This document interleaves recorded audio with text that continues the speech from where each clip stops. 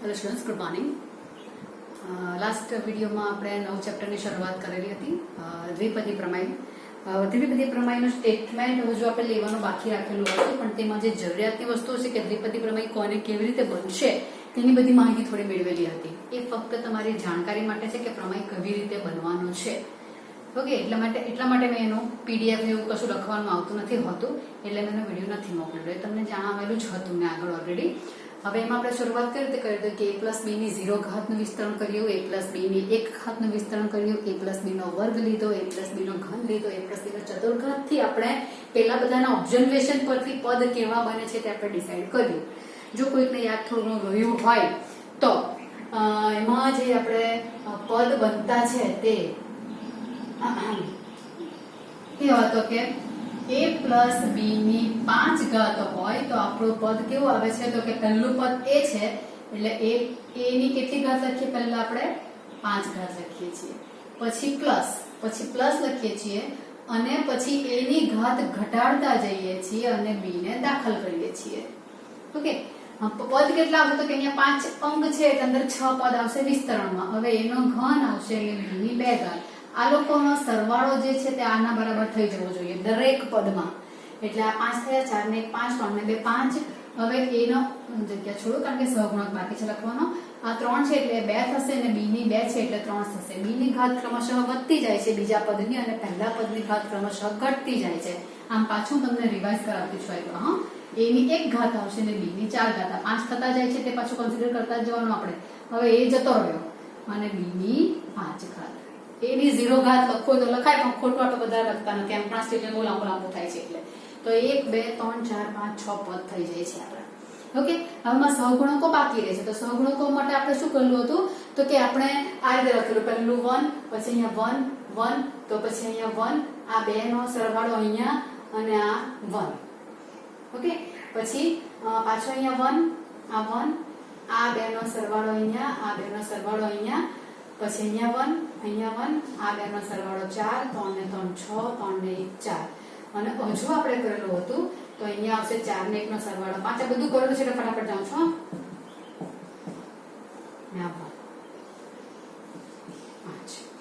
તો આવ્યું આ a પ્લસ b ની 0 ઘાત છે, આ a પ્લસ b ની 1 ઘાત છે, આમાં a પ્લસ b નો વર્ગ છે, આમાં a પ્લસ b નો ઘન છે, અહીંયા a પ્લસ b નો ચતુર્ઘાત છે એટલે અહીંયા a પ્લસ b ની 5 ઘાત. મને 5 ઘાતના મને સહગુણકો જોઈએ તો કયો આવશે? અહીંયા ઘન જ આવશે. અહીંયા કેટલો આવશે કે 5 આવવાનો, આ 10 આવવાનો, 10 આવવાનો, 5 આવવાનો અને 1 આવવાનો. તો વિસ્તરણ a પ્લસ b ની 5 ઘાતનું થઈ ગયું. તો સહગુણકો આપણે આ રીતે લખતા હતા. આ ત્રિકોણ રચાય છે, એ ત્રિકોણ પાસ્કલ નામના ગણિતશાસ્ત્રીએ શોધેલું એટલે આપણે પાસ્કલનો ત્રિકોણ કહેતા છીએ. પણ એમાં પ્રોબ્લેમ શું છે કે મારે a પ્લસ b ની 5 ઘાતના સહગુણકો જોઈતા તો તમારે 0 થી શરૂઆત કરીને બધાના સહગુણકો લખવા પડ્યા. તો a પ્લસ b ની 15 ઘાત આવે તો કે 1 થી 15 સુધીના, 1 થી 14 સુધી મારે લખવા પડે, પછી માંથી 15 માના લખાય. બરાબર? તો એના માટે જગ્યા કેટલી બધી જોઈએ, જગ્યાનો પ્રોબ્લેમ પડે છે. બહુ ઈઝી બટ વ્યવહારુ નથી રહેવા. જો બહુ મોટી ઘાત તમને આપેલી હોય વિસ્તરણ કરવા માટે તો તે સમયે આખો તમારે ત્રિકોણ બનાવવો એ તમારે સ્પેસ વાઇઝ તમને તકલીફ ક્રિએટ કરે છે. એની સ્પેસ એવી નથી મળતી કે આપણે લખી શકીએ. બરાબર? એટલા માટે એનું નિવારણ કરવા માટે આપણે ત્રીજો પોઈન્ટ શોધેલો છે. આમાં સાથે સાથે હજી એકાદ વસ્તુ કહી દઉં તમને કે આ સહગુણકો જે તમે વાંચો છો, જોવો છો, લખેલા છે પાસ્કલના ત્રિકોણમાં જોઈ લઈએ આપણે. તો આગળથી વાંચું 1 to 1, પાછળથી વાંચું 1 to 1, સરખા જ છે. 1 3 3 1, 1 3 3 1. ઓકે, 1 4 6 4 1, 1 4 6 4 1, 1 5 10 10 5 1, 1 5 10 10 5 1. એટલે આના સહગુણકો આગળથી વાંચું કે પાછળથી વાંચું સરખા જ આવે છે. બરાબર? સહગુણકો સરખા જ આવે છે. એનો મતલબ કે અડધે સુધીના પદમાં જેટલા પદ હશે તેમાં અડધે સુધીના પદમાં એનો સહગુણક વધતો જાય છે અને ત્યાર પછી પાછો સેમ થઈને ઘટતો જાય છે. રાઈટ છે? એટલે બેક ટુ મિડલમાં જે આવશે n હશે તો n/2 નું પદ જે તમારું આવશે, તો n/2 નું પદ પાસે કે તમારી સંખ્યા જે પેલું ને શું કહેવાય કે યુગ્મ પ્રમાણે જ્યારે આમ તેમ થશે તેના માટે બોક્સ લેવાનું આવે છે. એ બોક્સ શરૂઆત પછી આવશે, પણ તમને ખાલી અત્યારે જ્યારે કરાવીશ ત્યારે કહીશ ખરું મેં. પણ અત્યારે આપણે બેઠું મધ્યમાં જે આવે છે તો મધ્ય સુધી એના સહગુણકો વધતા જાય છે. એટલે દાખલામાં જ્યારે વિસ્તરણ કરવાની વાત આવે છે ને તો ત્યારે આપણે જે વિસ્તરણ કરીશું તેમાં અમુક સહગુણકો તમારે અડધે સુધીના શોધશો અલગ અલગ આવે. જ્યારે 10 પછી પાછો 10 આવ્યો એનો મતલબ હવે પછી બધા રિપીટ થવાના. તો 10 પછી પાછા બીજા શોધવાના નહીં, પછી 5 તો સીધા 5 ને પછી 1 તો સીધો 1. 1 4 6 6 આવ્યો પછી પાછો 4 આવ્યો એનો મતલબ કેવો 1 આવવાનો. 1 3 3 રિપીટ થયો એટલે હવે બાકીનો છે તે 1 આવવાનો. ઓકે, એટલે તમારે સહગુણકો જ્યારે શોધશો ત્યારે અડધા શોધશો પછી બાકીના અડધા શોધવાનું તમારે એને શું કહેવાય કે કોશિશ રાખી કરવી નહીં પડે. નોલેજ પ્રમાણે તમે લખી શકો કે હવે બધા રિપીટ થશે ઉલટા ક્રમમાં. એટલે 10 5 1 1 5 10 તો પછી 10 5 1 આવ્યા એ રીતે લખાશે. a પ્લસ b ની 6 ઘાત જો આવશે તો a પ્લસ b ની 6 ઘાતમાં પહેલો 1 પછી 5 ને 1 6 આવશે, 10 ને 5 15 આવશે, 10 ને 10 20 આવશે, 10 ને 5 15 આવ્યા ને તો હવે 6 ને 1 આ બાકી રહ્યા એટલે આ 6 આવશે ને હવે આવ્યા 1 આવશે. આમ તમારું ક્લિયર થશે. બરાબર? એટલે આગળથી ને પાછળથી વાંચતા સહગુણકો એના સરખા વંચાય છે. એટલે તમારું સહગુણકો કેટલા સુધી વધતા ક્રમમાં આવે છે અને પછી ઘટે છે તો પેલા મધ્યમ પદ સુધી લોકો વધતા ક્રમમાં આવે છે અને પછી ક્રમશઃ ઘટે છે. એવા એમસીક્યુ પણ તમારું કંઈક આવશે એવું થશે. એટલે માટે જરાક જાણકારી કરી દીધી આપણે. એટલે આ વસ્તુ પાસ્કલના ત્રિકોણ પ્રમાણે કરવી હોય તો મને આમ મળી ગયા, બટ આ વ્યવહારો નથી આપણા માટે. એને આપણે દરેક ઘાત માટે એને બતાવી નથી શકતા. તો પછી હવે એનો બીજો રસ્તો શું? તો બીજો રસ્તો શું છે તો સહગુણકો શોધવા માટેનો હવે તે જે છે ને તો તેનો હું તમને થોડોક જ પોઈન્ટ અહીંયા કરાવીશ, કારણ કે તે કરવા માટે મારે છે ને તે અહીંયા જે પોઈન્ટ મારે તમને ડિસ્કસ કરવાનો છે તે 7મા ચેપ્ટરમાં આવે છે. આપણું તો આ ચેપ્ટર જે છે તે આગળનું થયું છે કે 8મું ચેપ્ટર થયું છે. આપણું જે આવશે તે 7મા ચેપ્ટરમાં આવશે. હવે 7મા ચેપ્ટરમાં જે પોઈન્ટ આવવાનો તે કહો છો તો એટલે તેનું નામ છે ક્રમચય અને સંચય. ક્રમચય અને સંચય શું છે તે તમને સરળ ચેપ્ટર ચલાવશે ત્યારે તમને ડિસ્કસ કરશે કે શું આવે છે. તેની જે એક વ્યાખ્યા મને જોઈએ છે સંચયની, તે વ્યાખ્યા હું લખું છું, થોડા પોઈન્ટ તમને બતાવું છું અને પહેલા આપણે એનો ઉપયોગ અહીંયા કઈ રીતે કરવાના તે તમને બતાવું છું. આખું ડિટેલમાં હું નથી કહેવાની, મને જેટલું કામનું છે તેટલું જ તમને અત્યારે કહીશ. તમને એકદમ ડિટેલમાં સર ચલાવશે ચેપ્ટર ત્યારે તમે વાંધો નહીં આવશે એમાં. મને જે કામ છે તે બહુ ઇઝી છે એટલે બહુ વાંધો નથી એમાં. પણ તે પહેલા આપણે એક કામ કરીએ. અહીંયા આ તો મેં અંક લઈયા કર્યા છે. હવે હું વ્યાપકમાં સૂત્ર લખું છું કે ધારો કે a પ્લસ b ની n ઘાત છે. n ઘાત છે તો આટલું તો મને આવડશે ને પદ, ખાલી સહગુણકોમાં તકલીફ છે. તો આટલું લખી નાખું તો શું આવશે? પહેલું પદ a છે એટલે a ની n ઘાત આવવાની પ્લસ હવે a ની ઘાત ઘટશે, n હતી તેમાંથી એક ઓછી થવાની એટલે n - 1 ને b નો જન્મ થશે એટલે b ની 1 ઘાત આવશે પ્લસ a ની n - 1 માંથી એક ઘટશે એટલે n - 2 અને b નો વર્ગ. જો બધાની ઘાત n થતી જાય છે તે તો ચેક કરી લેવાનું તમારે, એટલે કોઈ મિસ્ટેક તમારી થઈ ગઈ તો ખબર પડી જાય. હવે તો કે a ની n - 3 ઘાત ને b નો ઘન. a ની ઘટે છે અને b ની વધે છે. હવે આપણે ક્યાં સુધી લખ્યા કરીએ? આમાં તો ન લખાય ને એટલે ડેશ કરી દઈએ છીએ. અને છેલ્લું પદ કેવું આવશે? છેલ્લામાં a રહેતો જ નથી એટલે એ જતો રહ્યો. a ની 0 ઘાત ને b ની n ઘાત. આ થયું. બરાબર? આ જે આવ્યું આ કયા માટે છે તો કે n belongs to capital N. બીજા બધા n માટે પણ સૂત્ર છે ખરું, પણ મેં તમને શરૂઆતથી કહ્યું છું કે તમારી માટે દ્વિપદી પ્રમેયમાં તમારે જે આ કરવાનું છે તેમાં તમારે ફક્ત પ્રાકૃતિક સંખ્યા માટે જ દાખલાઓ તમને આવવાના છે. એટલે આ મેં લખી નાખ્યું દ્વિપદી પ્રમેયનું સ્ટેટમેન્ટ સહગુણકો વગરનું લખેલું છે. હવે આપણે સહગુણકો કઈ રીતે શોધવાના છે તે જોવાનું છે. તો વાત આવશે આમાં સંચયની. આ એક્સ્ટ્રા 7મા ચેપ્ટરનો છે. સંચય અને ક્રમચય બે વસ્તુ શું છે? પહેલા તમને ક્રમચય આવશે પછી સંચય આવવાનું છે, પણ બે વસ્તુ શું છે તો કે તમને કંઈક વસ્તુ આપેલી હોય, જો કે અહીંયા તો આપણે વસ્તુની પણ કામ નથી, વસ્તુ આપેલી હોય તેમાંથી અમુક વસ્તુ પસંદ કરવાની હોય. ધારો કે કોઈક મોટું બોક્સ આપેલું, મોટો કંઈક તમને ટબ આપેલું છે, એ ટબમાં બધા બોલ્સ મૂકેલા છે રંગીન. તો રંગીન બોલ ઘણા બધા મૂકેલા છે, બ્લેક ને બ્લુ ને વ્હાઈટ ને યેલો ને પિંક ને વગેરે વગેરે. બલૂન્સ મૂકેલા છે નાના નાના, એવું પણ વિચારો તમે. અને પછી તમને એવું કહેવામાં આવે કે આમાં જે બધા બલૂન્સ ઢગલા બધા અંદર મિક્સ મૂકેલા છે તેમાંથી રેડ કલરના બલૂન સિલેક્ટ કરો. ધેટ મીન્સ પસંદ કરો. તમે અંદરથી રેડ લેશો. બરાબર? હવે એ બોક્સમાં ધારો કે ટોટલ જેટલા બધા બલૂન્સ હશે તે ટોટલ બલૂનને મારે શું કહેવાનું છે? n. ટોટલ સંખ્યા. બરાબર? એમાં બધા કલરના મિક્સ છે. બરાબર છે. ધારો કે બધાના 50 બલૂન્સ છે અને 5 કલર છે અને બધાના 10-10 બલૂન છે, એવું વિચારી લઈએ.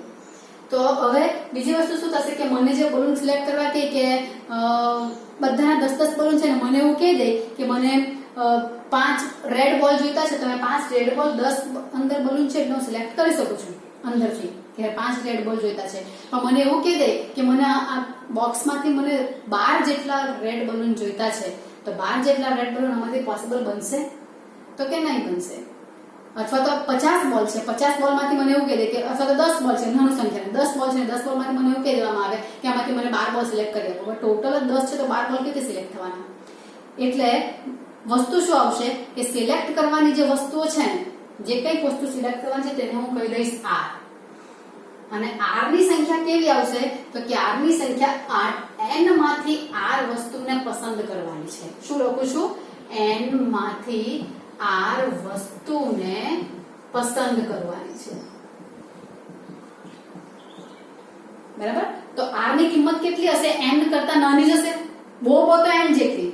અને વસ્તુ છે પસંદ કરવાની છે એટલે માઇનસમાં તો પસંદગી, મને -2 વસ્તુ પસંદ કરી આપે એવું તો આમાં છે નથી.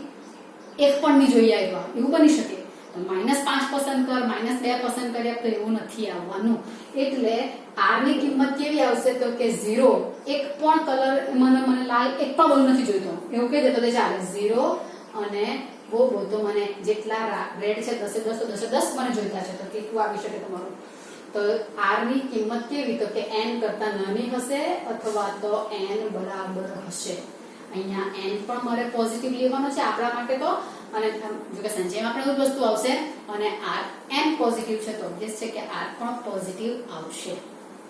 બરાબર? તો n વસ્તુમાંથી r વસ્તુને પસંદ કરવાની છે તેને માટેનો ગણિતમાં સંકેત આપેલો છે. n માંથી r ની પસંદગી એને ઇંગ્લિશમાં કોમ્બિનેશન કહે છે. પરમ્યુટેશન એન્ડ કોમ્બિનેશન ચેપ્ટરનું ઇંગ્લિશમાં નામ છે. પરમ્યુટેશન એટલે ક્રમચય અને કોમ્બિનેશન એટલે સંચય. તો એને કોમ્બિનેશન કહે છે સંચયને. તો સંચયને કોમ્બિનેશન કહેતા હોવાને કારણે n માંથી r વસ્તુની પસંદગી લઈને c લખે. NCR એવું બોલે છે. n માંથી r વસ્તુની c ને કારણે બોલાશે પસંદગી. પરમ્યુટેશન એટલે એનો p આવશે. n માંથી r વસ્તુને પસંદ કરીને ક્રમમાં ગોઠવવાની છે. એની ક્રમમાં ગોઠવણી. ક્રમમાં ગોઠવણી એટલે તમારી વસ્તુ કેવી આવશે?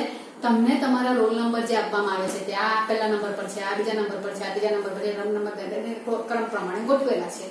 એ વસ્તુ કોઈ માળા બનાવવાની હોય, ધારો કે મોતીમાંથી માળા બનાવવાની હોય તો મોતીમાં તમને કહેવામાં આવે કે કલર આપણે વ્હાઈટ જ મણકો જોઈએ, બીજો બ્લેક જોઈએ, પછી પાછો વ્હાઈટ જોઈએ, પાછો બ્લેક જોઈએ, અથવા તો પછી 4-5 કલરના મણકા લેવાના તો તેનો ક્રમ નક્કી કરે. પહેલા પર આ, બીજા પર આ, ત્રીજા પર આ જાય. એવો ક્રમ નક્કી કરવામાં આવે. વસ્તુ તેમાં પણ પસંદ કરવાની પણ ક્રમમાં ગોઠવવાની. તે ક્રમચય આવશે અને ફક્ત પસંદગી આવશે તે સંચય આવશે. મને આ ચેપ્ટરમાં આનું કામ નથી, પણ તમને ફક્ત થોડુંક નોલેજ આપવા માટે મેં કહ્યું કે ક્રમચય અને સંચયમાં ભેદ શું છે તે. ઓકે, મારે સંચયનું કામ છે, આનું તો કામ બિલકુલ જ નથી. તો હવે NCR જે આવ્યું તો NCR નું ફોર્મ્યુલા બનતી છે. ફોર્મ્યુલા બધું તમને ટીચર સર કરાવશે. અહીંયા એ ફોર્મ્યુલા શું છે તે અને કેવી રીતે એને આપણે અપ્લાય કરવાનું છે તે હું જોઉં છું. NCR નો સંકેત આવો પણ લખે છે અથવા તો આવું કાઉન્સ પાડે છે, ખુલ્લો કાઉન્સ, n અને અહીંયા r લખે છે અને NCR બોલે છે. આવું પણ લખે છે n, અહીંયા n ઉપર લખે છે રાખ, c અહીંયા અને r અહીંયા. આ બધા NCR ના સંકેત. હજુ ખરા એક છે, c લખીએ અહીંયા n, r લખીએ. આમાંથી કોઈ પણ સંકેત યુઝ કરવાનો છે. આ બધા સંચયના સંકેત છે. ઓકે, તો જનરલી હું આ યુઝ કરું છું મોસ્ટ પ્રોબેબલી. એટલે આ યુઝ કરીએ છીએ. બુકમાં પણ લગભગ એ સંકેત તમારા હોય છે અને બહુ બધા એના સી વાળા હોય છે. આ તો આવતો જ નથી એમ અંદર બુકમાં, પણ હોય ખરો એટલે તમને કીધું. તો NCR નું સૂત્ર શું છે અત્યારે હું લખું. અત્યારે તમને એમ કે આ શું લખ્યું, પણ તે પણ તમને હું કહી દઉં. આ સૂત્ર છે. આ જે ઉદ્ગાર ચિહ્ન પાડો છે ને તેને બોલવાનું છે ફેક્ટોરિયલ.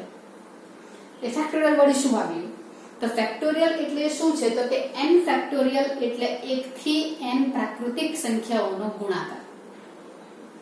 આની વ્યાખ્યા છે n ફેક્ટોરિયલ. n ફેક્ટોરિયલ એટલે 1 થી n પ્રાકૃતિક સંખ્યાઓનો ગુણાકાર. તો પછી 5 ફેક્ટોરિયલ લખેલું હોય તો શું લખાશે? 1 થી 5 પ્રાકૃતિક સંખ્યાઓનો ગુણાકાર એટલે 1 ગુણ્યા 2 ગુણ્યા 3 ગુણ્યા 4 ગુણ્યા 5 લખાશે. રાઈટ? અને એનો આન્સર શું આવશે તે તમારે શોધવાનો રહ્યો. કેટલા આવે છે? 20. એટલે 120. પછી તો તમને યાદ રહી જશે. 5 ફેક્ટોરિયલ બરાબર 120 થાય છે.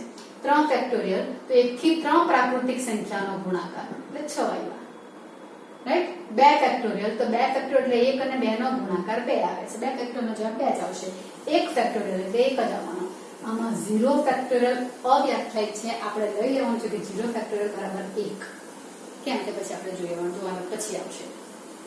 બરાબર છે?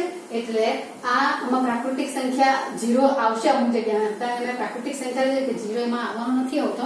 એટલે એને તો 1 થી પ્રાકૃતિક સંખ્યા જ આવવાની છે તમારી પાસે તો. પણ અમુક જગ્યાએ 0 ફેક્ટોરિયલની જરૂર પડે છે તે એને નિર્ધારિત કરેલું છે કે એનો જવાબ 1 આવે છે. 0 ફેક્ટોરિયલ એટલે ઓકે. તો અહીંયા એ વાત પછીની છે. એટલે 0 અત્યારે તો આમાં દાખલ થવાનો નથી. n ફેક્ટરમાં તો 1 થી n પ્રાકૃતિક સંખ્યાનો ગુણાકાર છે એટલે એમાં નથી આવવાનું. જરૂર પડે હું તમને કહું. ઓકે. તો આ ફેક્ટોરિયલ કહેવાશે. તો અહીંયા n ફેક્ટોરિયલ છે. પહેલું જે ઉપર આપણે તે ફેક્ટોરિયલ છેદમાં r ફેક્ટોરિયલ ને આ બેની બાદબાકીના ફેક્ટોરિયલ. આ ફેક્ટોરિયલ તમારે ધ્યાનમાં રાખવાનું છે. ઓકે. તો આ ફેક્ટોરિયલની વ્યાખ્યા થઈ ગઈ. ફેક્ટોરિયલ ધેટ મીન્સ કે 1 થી n પ્રાકૃતિક સંખ્યાઓનો ગુણાકાર. ધ્યાનમાં રાખી મૂકવાનો આ વસ્તુ. 1 થી n પ્રાકૃતિક સંખ્યાઓનો ગુણાકાર. ચાલો. તો હવે એના થોડાક સેમ્પલ લઈ લઈએ આપણે. n r કરતા મોટો આવે છે. ઓકે. તો હવે મારે વસ્તુ શોધવાની હોય તો એમ લઈ લઉં કે અહીંયા 5 લઉં. 5c3 શોધો તો આનો આન્સર કેટલો આવશે? તો 5c3 નો આન્સર આના પ્રમાણે કરું તો ઉપર પણ આવશે 5 ફેક્ટોરિયલ છેદમાં r એટલે 3 ફેક્ટોરિયલ 11 છે. પછી n r એટલે 5 3 ફેક્ટોરિયલ. હજુ આનું બીજું પણ તમને બતાવું છું. એટલે આ થયા 5 ફેક્ટોરિયલ, આ 3 ફેક્ટોરિયલ અને આ 2 ફેક્ટોરિયલ. બરાબર છે? 5 ફેક્ટોરિયલ એટલે કેટલા? તો કે 5 × 4 × 3 × ઉતરતા ક્રમમાં લખી શકું છું ને હું 1 થી 5 પ્રાકૃતિક સંખ્યાઓનો ગુણાકાર એટલે 5 × 4 × 3 × 2 × 1. રાઈટ? એક તરફ જઈને અટકી જવાનું. જે અંક આપેલો હોય તે ત્યાંથી એક ક્રમશઃ ઘટાડતા એક તરફ જવાનું. ઓકે. છેદમાં 3 ફેક્ટોરિયલ એટલે 3 × 2 × 1. ક્લિયર? 2 ફેક્ટોરિયલ એટલે 2 × 1. થયું? 3 કેન્સલ, 2 કેન્સલ, આ 2 2 4 આવી ગયા. એટલે આન્સર કેટલો આવવાનો?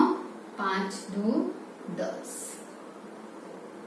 એટલે 5c3 બરાબર કેટલા આવવાના છે? 10 આવવાના છે. થયું આટલું? આ આખી મેથડ તમારી થઈ કે 5c3 બરાબર 10 આવ્યા. હજુ આને થોડું શોર્ટ કરવું હોય ને તો તમારું આ જે સૂત્ર છે ને તેમાં આ n ફેક્ટોરિયલ છેદમાં n - r ફેક્ટોરિયલ છે ને તેને npr કહે છે. એટલે કે ક્રમચય કહે છે. એ તમને 7મા ચેપ્ટરમાં સર કરાવશે. એટલે NCR નું સૂત્ર આવ્યું આ પણ બને છે.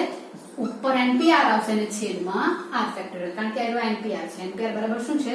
કે npr બરાબર n ફેક્ટોરિયલ છેદમાં n - r ફેક્ટોરિયલ. આની જગ્યા પર npr લખી દે છે. તો અહીંયા એ વ્યાખ્યા પ્રમાણે યુઝ કરીએ તો આમાં કેવી રીતે કરાશે? તો કે 5c3 માં આવ્યો આજે આપણે લખ્યું ને તેને થોડું નાનું કરવું હોય તો કેવી રીતે લખાશે? તો આ 5p3 લખાય રહ્યું આને આધારે છેદમાં 3 ફેક્ટોરિયલ.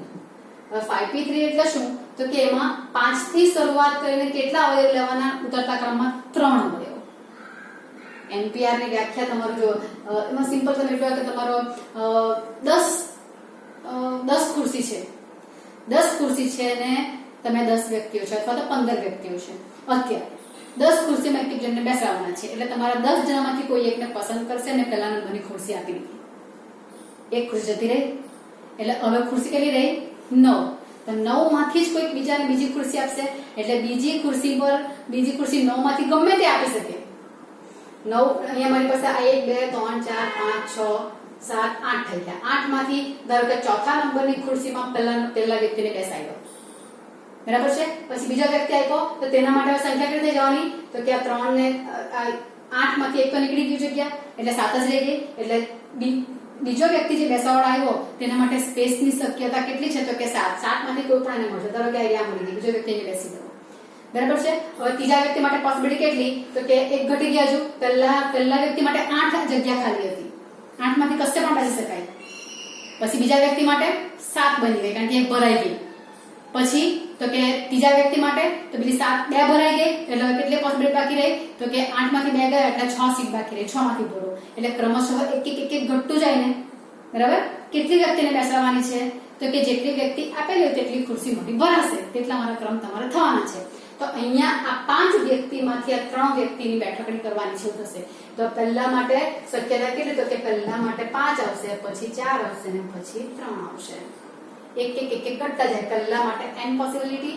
પછી n-1 એ લોકોનો ગુણાકાર તે કુલ પ્રકાર આવશે n-2 આવું થશે એ બધું તમને ક્રમજયમાં આવશે હા મને થોડું વધારે બોલાય છે ચેપ્ટર નું એટલે વટકી જાઉં છું હવે તમને આટલું ખબર પડશે 5 થી શરૂઆત કરીને 3 સ્ટેપ જવાના 5 ગુણ્યા 4 ગુણ્યા 3 છેદમાં 3 ફેક્ટોરિયલ આ એમપીઆર માં આવી ગયું એટલે આખું આવી ગયું કે નહીં આખું આવી ગયું એટલે હવે આ ફેક્ટોરિયલ બાકી આ ફેક્ટોરિયલ એટલે 3 છે એટલે 3 ફેક્ટોરિયલ એટલે 3 ગુણ્યા 2 ગુણ્યા 1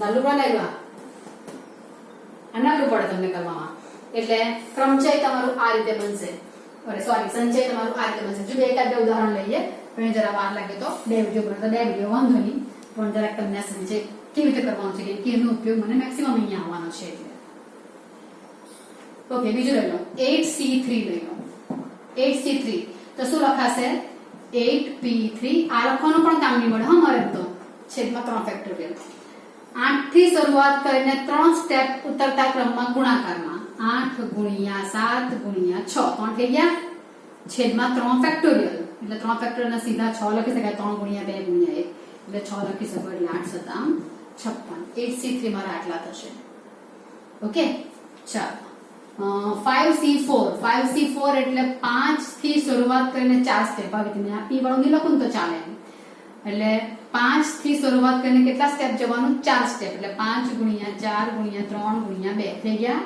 એટલે એક્ચ્યુઅલી 5 ફેક્ટોરિયલ થાય ને છેદમાં 4 ફેક્ટોરિયલ એટલે 4 ગુણ્યા 3 ગુણ્યા 2 ગુણ્યા 1 ફેક્ટોરિયલ એટલે જે અંક આપ્યો તેનાથી 1 સુધીના પદોનો ગુણાકાર તો આ બધા મારા કેન્સલ થઈ જવાના એટલે આન્સર આવ્યો 5 બરાબર હજુ કરું 6c2 કરું એટલે 6 થી શરૂઆત કરીને 2 જ અંક લેવાના અહીંયા 2 છે એટલે 6 ગુણ્યા 7 છેદમાં 2 ફેક્ટોરિયલ એટલે 2 ગુણ્યા 1 21 બરાબર છે તો હવે હું આપણે 5c5 કરું માનો કે n અને r બંને સરખા આવી શકે કે નહીં બરાબર તો વ્યાખ્યા પ્રમાણે 5 થી શરૂઆત કરીને 5 સ્ટેપ એટલે 5 ગુણ્યા 4 ગુણ્યા 3 ગુણ્યા 2 ગુણ્યા 1 છેદમાં 5 ફેક્ટોરિયલ એટલે એ પણ 5 ગુણ્યા 4 ગુણ્યા 3 ગુણ્યા 2 ગુણ્યા 1 એટલે બધું ઉડે એટલે 1 એટલે 5c5 1 એ જે 5c5 તમારા આવ્યા તો 5c5 ની વ્યાખ્યા આ રીતે યુઝ કરું કઈ તો કે NCR નું મેં સૂત્ર લખેલું હતું બરાબર કરી નાખ્યું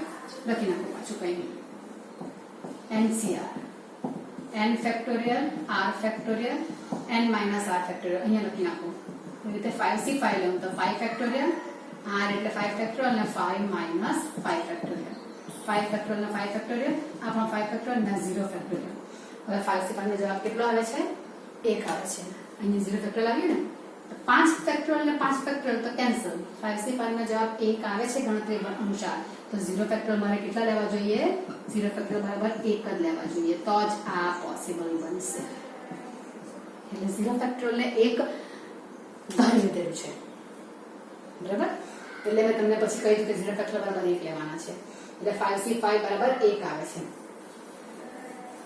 થઈ બટું હજુ બીજા એક લઈએ 5c5 અહીંયા મેં 5 એટલા માટે લઈ આપી છે બધા કે અહીંયા મને a + b ની 5 ઘાત છે અહીંયા એટલે 5c1 કરું 5c1 એટલે 5 ફેક્ટોરિયલ 1 ફેક્ટોરિયલ 5 - 1 ફેક્ટોરિયલ આ સૂત્ર પ્રમાણે કરવું છે પેલું પણ કરાય 5 ફેક્ટોરિયલ ના 5 ફેક્ટોરિયલ આવશે 1 ફેક્ટોરિયલ નો 1 ફેક્ટોરિયલ ને 4 ફેક્ટોરિયલ થયું આ 5 ગુણ્યા હજુ પણ એક વસ્તુ કહી દઉં અહીંયા 4 ફેક્ટોરિયલ છે કે 4 ફેક્ટોરિયલ એટલે 4 ગુણ્યા 3 ગુણ્યા 2 ગુણ્યા 1 5 ગુણ્યા આ 4 ગુણ્યા 3 ગુણ્યા 2 ગુણ્યા 1 છે તો આટલું જે છે તેને હું 4 ફેક્ટોરિયલ કહી શકું કે બરાબર, છેદમાં 4 ફેક્ટોરિયલ.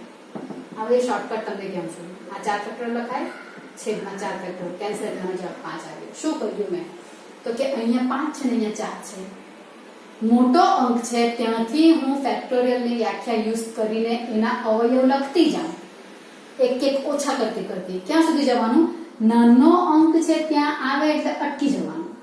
5 ગુણ્યા 4 ફેક્ટોરિયલ સીધું લખાશે. જો તમને આ રીતે કરો 5c3 તો શું થશે, 5 ફેક્ટોરિયલ 3 ફેક્ટોરિયલ 5 ઓછા 3 એટલે 2 ફેક્ટોરિયલ. તો 5 ફેક્ટોરિયલ થી સ્ટાર્ટ કરું તો 5 ગુણ્યા 4 ગુણ્યા 3 આવી ગયા એટલે 3 ફેક્ટોરિયલ, કે 3 ગુણ્યા 2 ગુણ્યા 3 ફેક્ટોરિયલ લખાશે. છેદમાં 3 ફેક્ટોરિયલ અને 2 ફેક્ટોરિયલ એટલે 2 મને ખબર છે, 5 દુ 10. સમજાય છે. ઉપર મારી પાસે 10 ફેક્ટોરિયલ હોય અને નીચે મારી પાસે 7 ફેક્ટોરિયલ હોય તો 10 ફેક્ટોરિયલ એટલે 1 થી 10 પ્રાકૃતિક સંખ્યાઓનો ગુણાકાર, એટલે 7 ફેક્ટોરિયલ 1 થી 7. તો 1 થી 10 પ્રાકૃતિક સંખ્યામાં 1 થી 7 તો આવી જ જવાના કે નહીં.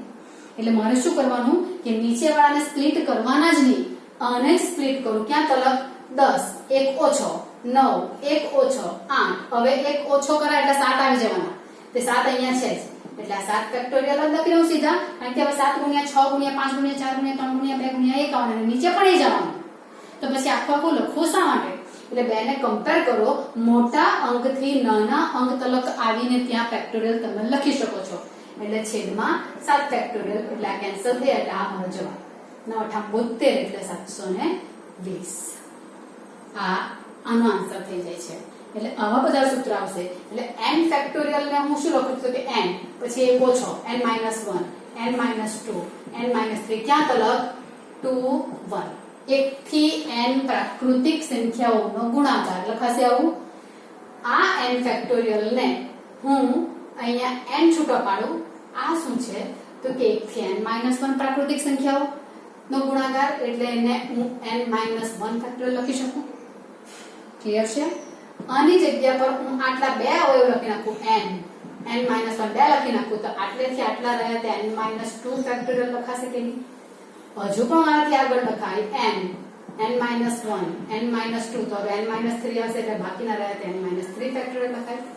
આ બધા જ જે છે તે ખરેખર n ફેક્ટોરિયલ જ કહેવાય ને, કારણ કે અહીંયા ફેક્ટોરિયલ ને મેં છૂટા લખ્યા નથી. આ રીતે ફેક્ટોરિયલ ના ફેક્ટોરિયલ આખા લખી શકું, એટલે n ફેક્ટોરિયલ મેં આવી રીતે ઘણી બધી રીતે લખી શકું છું. ખરી ક્લિયર થાય છે વસ્તુમાં. એટલે કમ્પેર કરતી વખતે ભાગ ઉડાવતી વખતે મને આ વસ્તુ કામમાં આવે. ઉપર 15 ફેક્ટોરિયલ આવે ને નીચે મારી પાસે 8 ફેક્ટોરિયલ આવે તો આનો આન્સર કેવી રીતે કરવાનો, તો 15 ફેક્ટોરિયલ ને શોધવા માટે 15 ગુણ્યા 14 ગુણ્યા 13 ગુણ્યા 12 ગુણ્યા 11 ગુણ્યા 10 આ કેટલા બધા લખવા પડે, તો કેટલા બધા થાય 9 ગુણ્યા હવે 8 આવી ગયા એટલે 8 ફેક્ટોરિયલ ને છેદમાં 8 ફેક્ટોરિયલ એટલે કેન્સલ. આ ગુણાકાર કરવાનો રે, આ મોટા ગુણાકારમાં આવશે. એટલે તો 15 ની જગ્યા પર ધારો કે 11 કરી નાખते તો શું થશે, 11 થી શરૂઆત કરવાનું.